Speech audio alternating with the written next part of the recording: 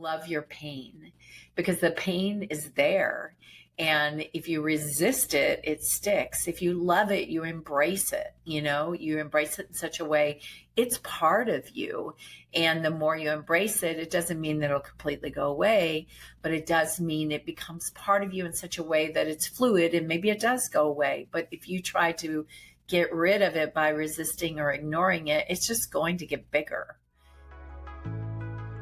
Welcome to The Way of the Muse, a podcast for women who want to create richness in every area of their lives, from business and career to lifestyle, relationships, family, purpose, and fulfillment. I'm Gigi Sage. And I'm Makena Sage. We're a mother-daughter coaching team, and combined, we've spent over 4 decades helping people create their best and most fully expressed lives. If you're ready to step into your bigger dreams with ease, fun, and flow, you're in the right place. Let's get into the episode. Hello, everyone. Hi, everyone. Hi, Makena. Good to see everybody. Yeah, we are back in the flow of recording these episodes as we go here after some pre-recorded ones have been going out for a little while. So super excited. And today we're going to talk about the art of letting go. Yeah, so Gigi, you just led a retreat on this topic in Germany. Yeah. It was so much fun. Really, really powerful. It's such a powerful topic, right? Because when do we have time to set aside and have space to reflect enough to spend that time for letting go? It's very, very rare. And that's why I love going to the retreats. And I know the ladies that were there, why they loved it so much is because it's just such an amazing place to have this spaciousness outside of your world. And so it was so extremely powerful for the women. Well, before we get into the topic, just tell us about like the place. Where were you? What was it? Oh my gosh. Like? We were in the fairy tale world. Yeah. We were in Oberstdorf. I'd never say it right. In Germany. Oberstdorf, yeah, in Germany. And it was in the foothills of the Alps, right? Alps. It was just gorgeous. I mean, it was storybook. It was so incredibly beautiful. If you saw pictures, it doesn't even look real when you see the pictures. And it was a spa hotel. So there was amazing saunas and pools and cows. I was very envious. I was home with my baby, which I love, but yeah, I was like, oh, I wish I could do both. Yeah. So we missed you. And well, it looked gorgeous, and you guys were there for 7 days. Mm-hmm. Yeah, 7 days. And 5-star hotel. Yeah, and we had amazing food and just super fun. And the other thing is, I have to say, the women made it. They were just amazing ladies. So yeah. Awesome. So this was our annual retreat, and we thought, you spent so long preparing for the retreat and developing the content, and the women had such a powerful experience that we wanted to take the topic and share a little bit here on the podcast with you all. So for people who are listening, what do you mean by letting go? What are we talking about here? Well, I think there's a lot of different ways that you can let go, right? In life, some people say, just let that go. Well, this was really, really focused on the letting go, not only of the things they've been holding for a long time, maybe resentments, things, hurts, past disappointments, but the focus really went to also about themselves, like where were they hard on themselves or upset with themselves or resented, choices they'd made or things that they were just harboring and holding for a long, long time. Because again, like I said, we have these experiences, and then a lot of times we have these things in us and they sit inside our bodies and we don't process them through. So that was so much the first part of the retreat is doing our releasing ritual first, right? Which is I sent them out to do that in a short time, where we normally tell people a day at least, and here they got 3 hours. But in that, they were able to get out there and really, really write and just dump out anything that was preventing them from moving forward, and that is that letting go of those burdens, and like I said to them, we store all those things in our body, the things that we have, the pressures, the disappointments, the the anger, everything, all these trauma things are sitting inside our body, and we don't have a chance to release. So in the retreat, in the 7 days, it was a lot of release that happened, and through that, then we open up to what's next. So yeah, We'll I'm speak to getting that a ahead of little myself. bit. No, I think to just set the context of speaking to why do the letting go, Yeah, why is that yeah. important? Because a lot It's of people would important. go like, this is a lot. I don't know if I want to excavate all that. Right. Well, why do that is because it creates space for you to see what do you want to bring in, and or what do you want, I would say, more to evolve into. So we're not letting go, creating space, and you go and pick something else and put it back in. You go, who am I without this, right? Without all these things in me. And we're all those happy babies, right? So it's getting back to that part of yourself that you know and love, that lighter space, and then seeing what's the next evolution. It's a little bit like your thing, McKenna, the woman you're stepping into, right? What's the next phase of who you want to become and be in your life? Yeah. Because what's the alternative if someone doesn't do the letting go first and they're trying to get clear on what's next, or they're setting goals, or then what happens then? Yeah, they're seeing through a lens of the pain, the lens of the things that have been there for a long time.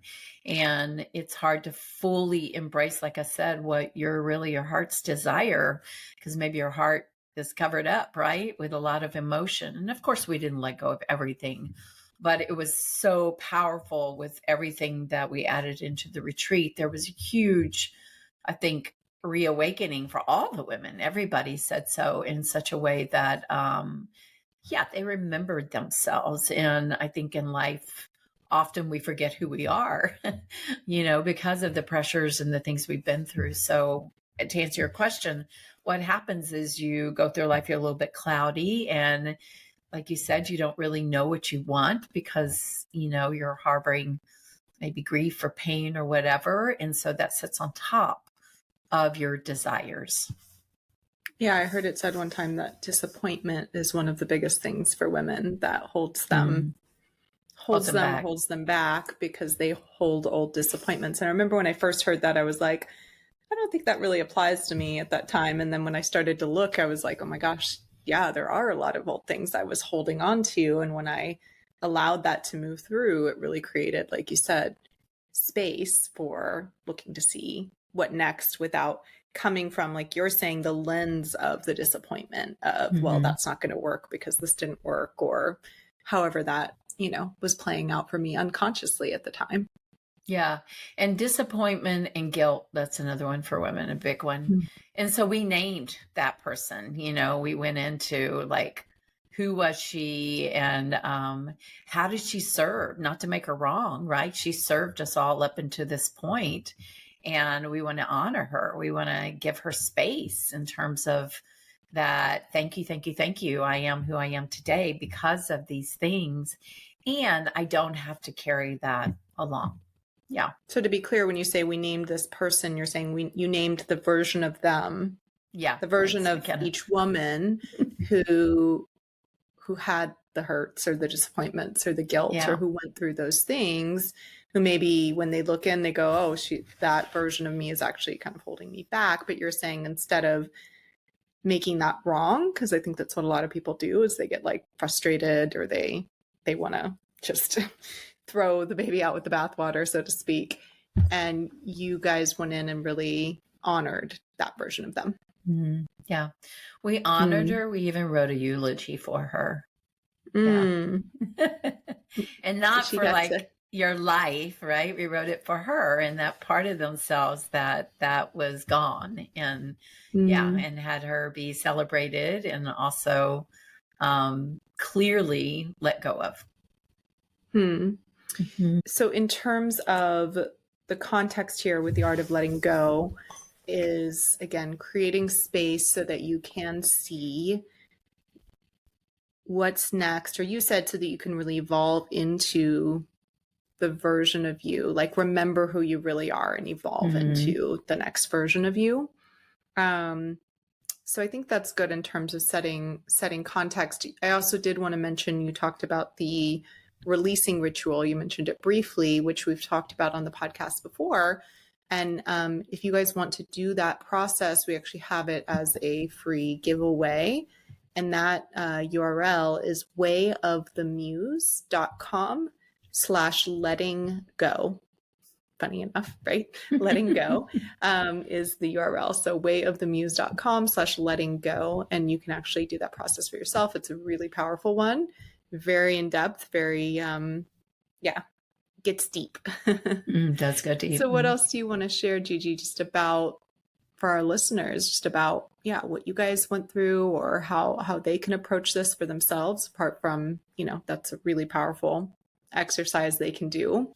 Yeah, I think the other thing is when you look at letting go, it's also grieving the part of your letting go that you're letting go of. I think often we don't take time to grieve, and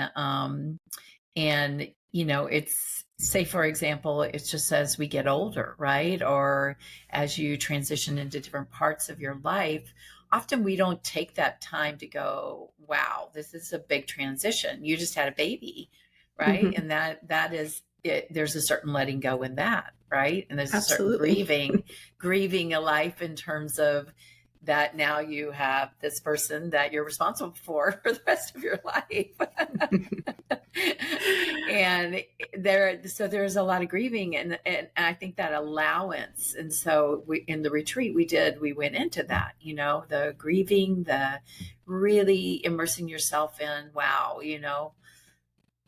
this part of myself I loved. I had so many great experiences, and that's past, that's done, and I think that's so important as well, to spend some time on that and really, really see what is the grief that you feel there. So you allow yourself to fully emote, right? To fully feel those feelings.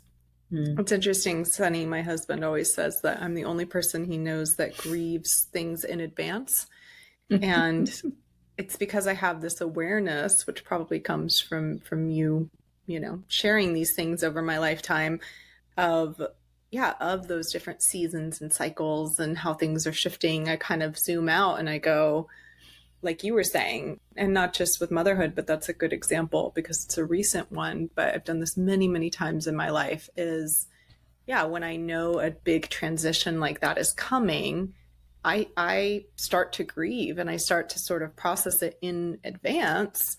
So you could do it before or after, but for me, I start early, and I start, it might just come up in tears or in talking to Sunny, or it might come up in journaling, or, meditating or prayer or wherever. But I start to really reflect on.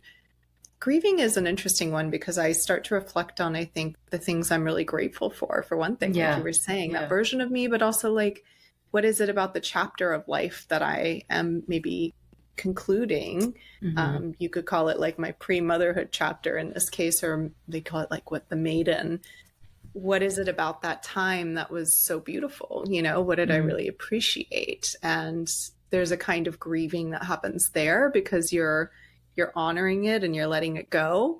And then, what are my fears, my whatever feelings about what's coming?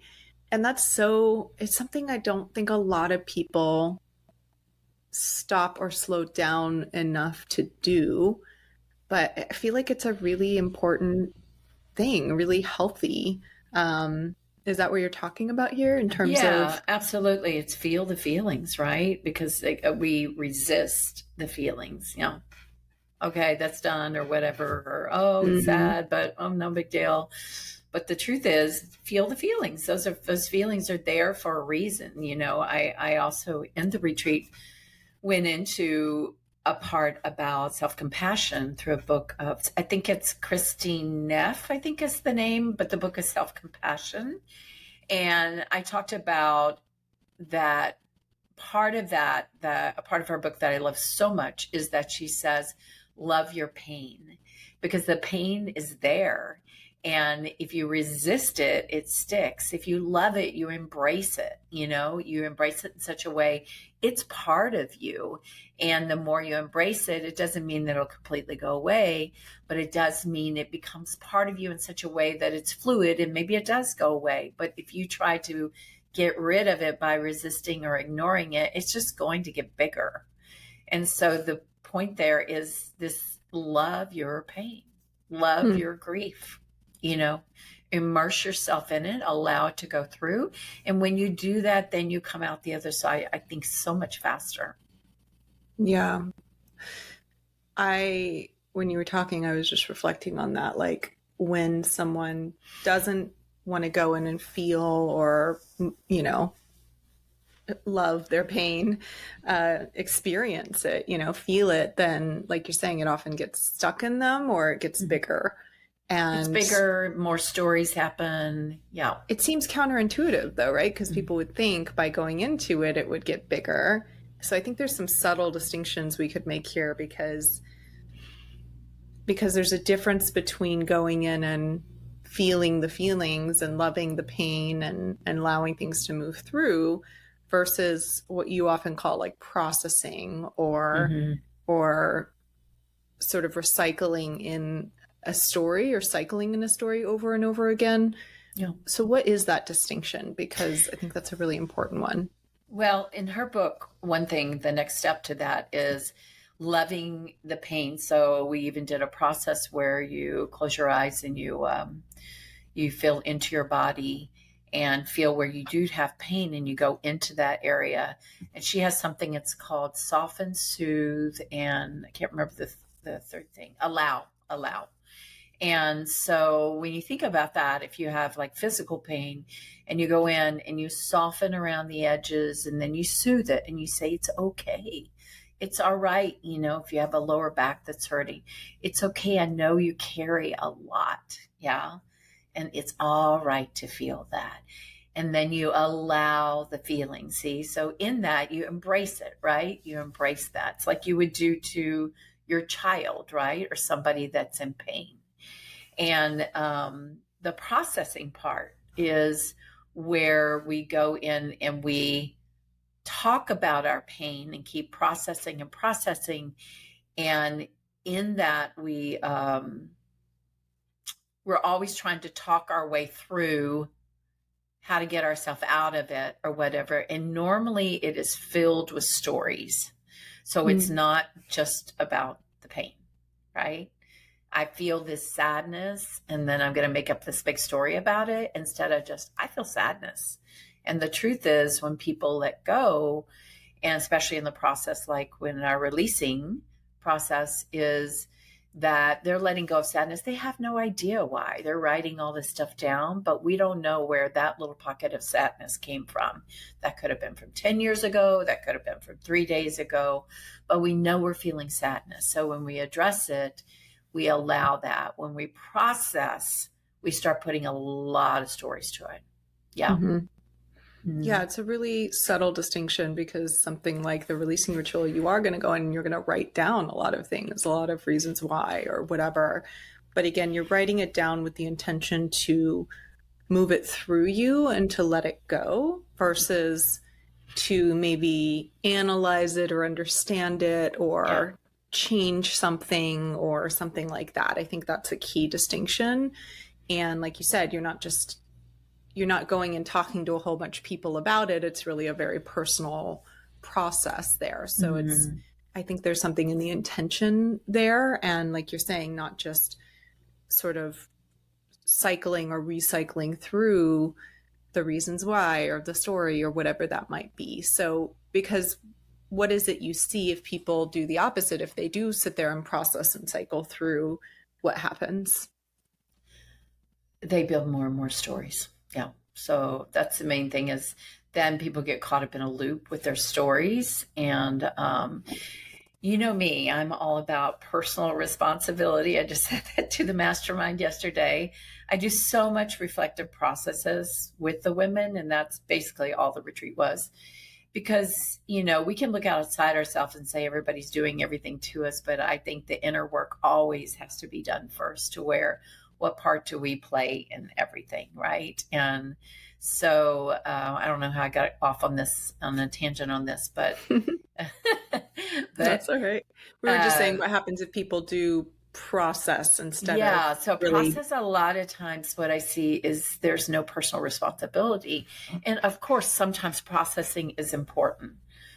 You know, I just talked to somebody recently and said, you know, like with therapy, I so agree that people need to have time to talk through things and process in that way of going through and walking through, right? And that's a certain kind of way. What we're talking about is something very, very different. And because we're not talking about I'm not talking to people about what's going on or why it's there or anything like that. We're more doing, like you said, the inner work of that. Yeah. Yeah, it's a different kind of, they serve different purposes, I guess. They do. So, yeah. you know, therapy and processing and things like that, like you're saying, have value. But this is almost either maybe if you don't feel like you need that, or you've already done that, or you know what I'm saying? This is more, you're at the stage or the point of, I'm really ready to let this go. I'm really ready to move on and move forward in my life. Yeah. And then this is maybe the path to that. Whereas if people stay stuck in the processing, then that can sort of become a loop for them. And they have trouble moving forward. So I think it's just maybe a different stage of healing for people, or integrating. And again, this is really at that point of, I'm ready to move forward. I'm really ready to move into what's next. I'm trying to see what that is, or I'm trying to create space for that, or I want to evolve here. And so that's what we're really talking about. How do you do that? So, and that's the way the retreats are designed too, right? People are showing up, are ready for that. They know that. So, yeah, absolutely. So what else do you want to share about, this I think topic? Also, which we did, and I think is so important, is being able to move that energy through your body. And often that is through dance or movement. So we brought in an amazing yoga teacher, and she also did sound baths and a lot of movement and release and dancing and yelling, I think, and all kinds of things. And so that too was powerful, right? And then breath work was added to it. So there were a lot of different ways that the women were able to move through that energy, again, with not having any stories, just allowing that to move through them. So that was so, so, so powerful. Sometimes doing it just on the mental or emotional level is only one piece, right? There's like you said, I think it's who is it? Gabor Mate that talks a lot about that, like the physical or the physiological, or also like the book The Body Keeps the Score. There's this physical component to, let's say, trauma, or to just things that we hold, you know, energy and emotions manifest in our bodies in different ways. And so while you can get to some of it through processes or through feeling and moving those emotions, one of the most powerful ways is through the body. I think that's something really a key point. And people can look into, like you're saying, different approaches and see what really fits for them. You talked about breath work, you talked about yoga, making sounds or yelling. And that's often when women come to the retreats, is they find like a new entry point for themselves, right? Yeah. So that was very exciting. We also had a foot reflexology, like no foot reflexology I've ever had before in my life. Okay. What was different? It was powerful. I won't tell her secrets, but it was powerful. So for all of us. So it was also a letting go, definitely. And then of course we moved into, you know, with this new space, right? Who are you creating? And so looking into who is the person that's evolving when this is gone? Again, not what do I want to put inside, add and fill all up, but who am I now, right? Who is this a being that's awakened, right? Who's this person that feels lighter and feels brighter, and coming and centering from that place. And I have a lot of processes and ways that I shared with the women to do this. And we called it, relaxed resonance, which is that state of being in your body, being yourself, feeling completely 100% yourself. And then that ability to go out and make things happen still and walk back into your life and be in this state of flow, which is, I think all the women would tell you that came back, they have this sense of feeling so powerful in themselves with the effort is out of it. So I call it easeful intention. We still want that make it happen intention, but we want it from this easeful place. I always make that joke of I can get up in the morning and say, oh my God, I got a lot to do. And, shake your start. That was the sound. Getting a little animated over there, Gigi. Or I can get up and say, I've got a lot to do today. Let me get my list down here and let me start tackling my list. So my approach, right, is everything. That's what I call that easeful intention. I want this and I want to make this happen, but I'm going to do it from this place of ease instead of effort. So a lot was talked about there and a lot done there. Yeah. So, yeah. What's the connection between those two? Or is there a connection? Like, does doing the letting go, if someone's listening to this episode and, thinking about doing some of these processes or, whether that's the releasing ritual or some things to move it through the body or just sitting and loving the pain or grieving, some of these different things we've talked about, does that somehow inform or support that state of easeful intention? And if so, what's the connection there? Well, like I said, when you let go like that, you choose your way of being, in my opinion. That's where, just like they chose the person they might have been letting go of, the people pleaser or the control freak or whatever it was, we all named them. And then we look and go, okay, this new person, the perception and the way she steps out and is from this place of ease. And that's what I share with all women. That's one of our things first in the mastermind, right? Is shifting women to that. Effort is awesome. Ease is incredible, still with intention. And so they go together beautifully because you're, again, not burdened and pulled down by all the resentment, pressures, whatever was in there. And now you have this opportunity to not only see through a different perspective, but also energetically act through a different way. Tune into your body. You've done a lot of release. And now don't put a bunch of stuff in. Now you just go, okay, I'm going to approach life with more ease. If I tell, that word is very powerful. If I tell you that, everybody knows what that means. They feel that immediately in their body. Oh, okay. If I go and I walk across the room, if I approach that in a more easeful way, how would I walk?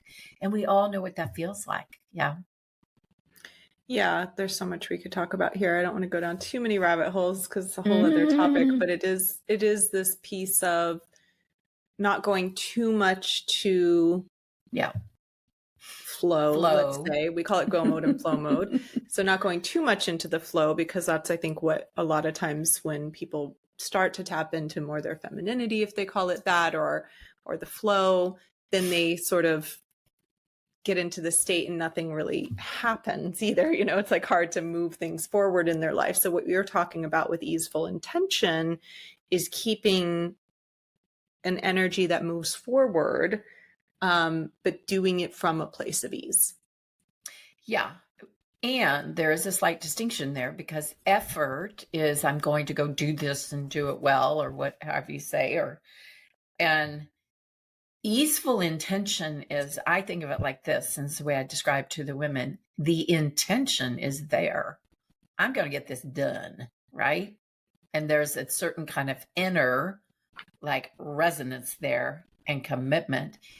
And I'm going to do it in an easeful way. Mm. So it's actually stronger than effort.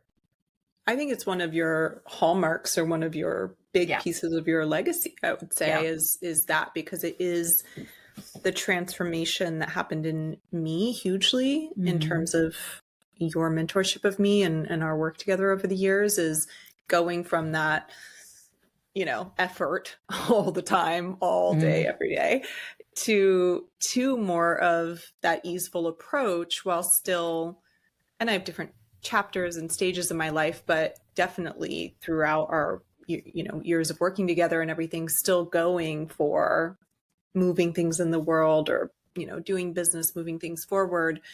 And that's so much of what we see in our clients, right? Like you're saying, that go through our mastermind, for example, the Wealthy World Changers, which this year is called Fierce Femme in this coming year.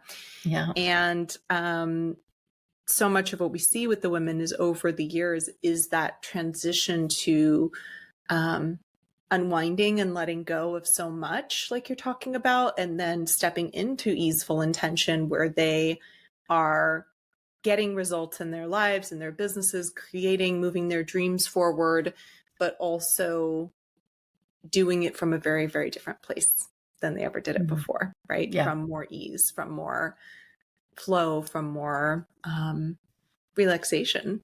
Yeah. Absolutely. Okay, well, that's a little preview of, I guess, where all this would be heading if you're going to do some of this letting go in your own life, or maybe you're already doing it.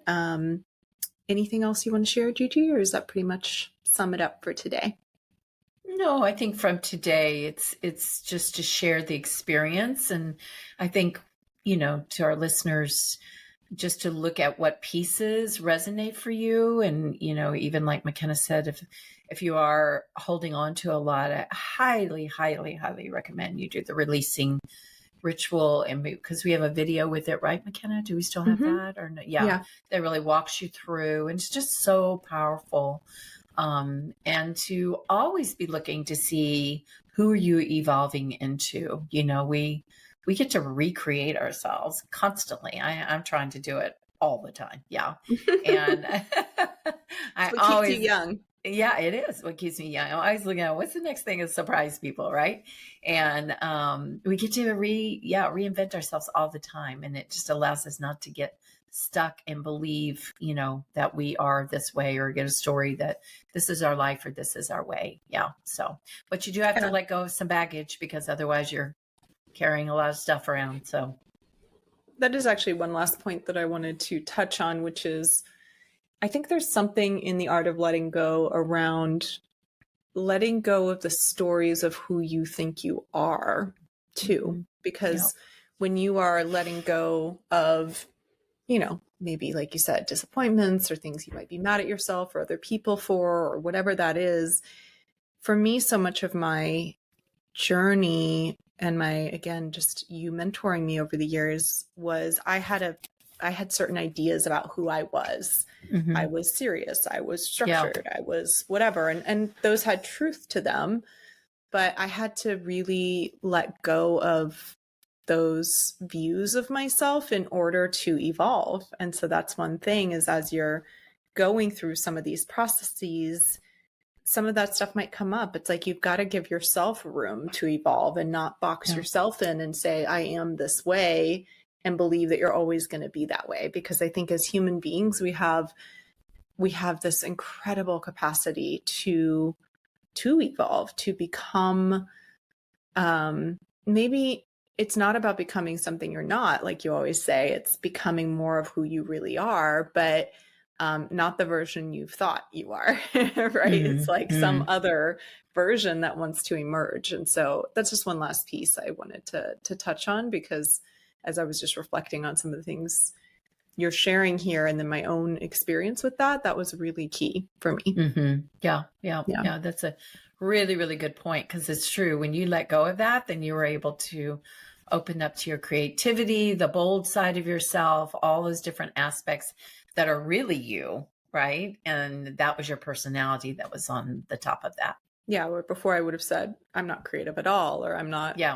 This, or I am this way, I'm not this way. If you hear yourself saying those kinds of statements about yourself, then that's where to pause and go, wait a second. What if I got curious instead? Like, how am I creative? Yeah. How am I creative? Yeah. There's different types of creativity. Yeah. Or how do I want to be? So just opening up to the evolution of yourself. So, all right, everyone, that is our rambly podcast, but those are some of my favorites today.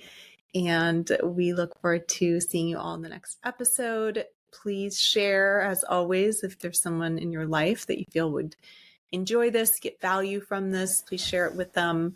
We're on all the major podcast platforms. And as always, we love when you review, give us a positive review or rate us. And that helps us really get the podcast out to more people. So thank you, Gigi. Thank you. See you all next time. That's our episode for today, but let's not make it the end of our love story. Be sure to subscribe to the podcast and think of some women in your life you'd love to share it with. And if you want to learn more about our events and programs, visit wayofthemuse.com. See you next time.